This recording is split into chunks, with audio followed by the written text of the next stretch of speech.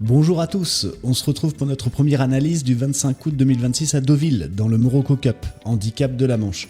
Le départ est prévu à 18h30, voici les 8 concurrents que j'ai retenus, avec les points qui me semblent intéressants et les réserves à regarder en tête.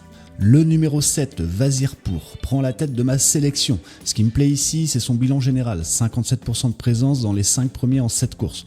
Les œillères seront également au programme, une configuration associée à des données favorables. La réserve concerne surtout l'absence de référence locale disponible.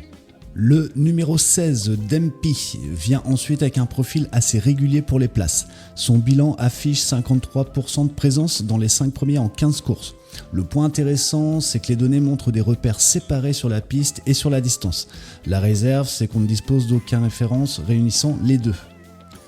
Le numéro 10, Yes Zara.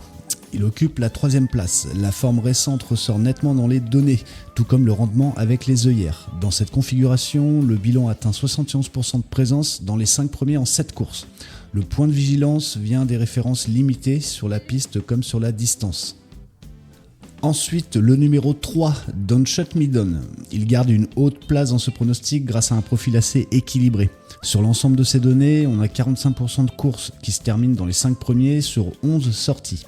Les repères sur la piste sont corrects, la distance, elle, reste davantage un point d'interrogation dans le dossier disponible.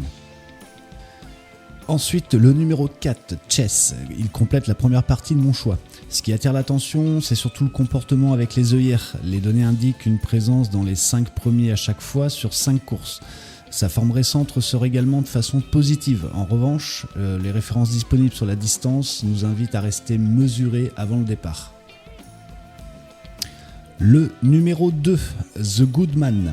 Il vient ensuite dans ma sélection. Le bilan global lui donne 75% de présence dans les 5 premiers en 4 courses. C'est encourageant, mais l'absence de référence disponible sur la piste et sur la distance nous impose une vraie prudence ici. Le numéro 1, le Lavandou. Je l'ai retenu surtout pour les données positives de l'entourage. Le profil propre au cheval paraît plus réservé récemment. Il faudra donc espérer un rebond, avec en plus un manque de repères sur la piste et la distance.